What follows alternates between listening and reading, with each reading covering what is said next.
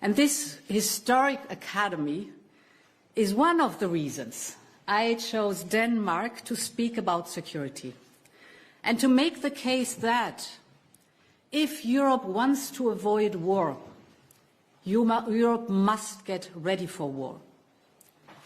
And Denmark is acutely aware of its own security and threats, not least because of its unique strategic geography, but also because of recent events.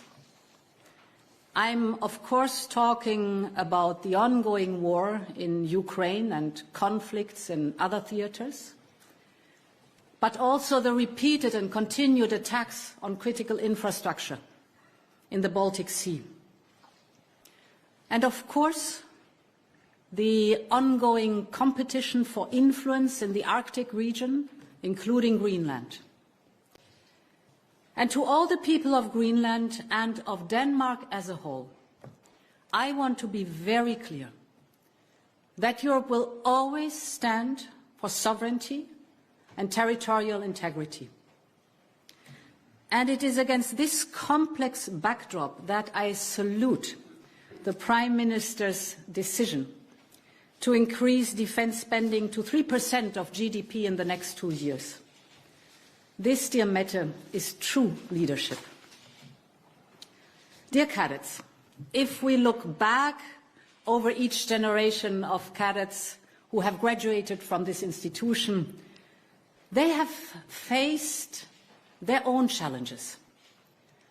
For those in the post-war years, it was about fighting their way in that dangerous time.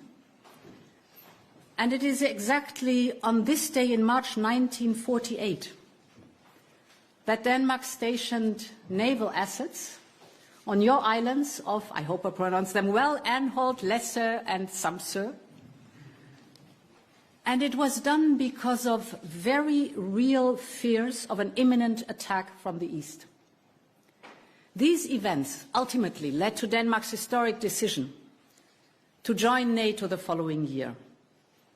And being part of NATO meant that for generations that followed, their duty was also about protecting peace across the world and help secure our own freedoms.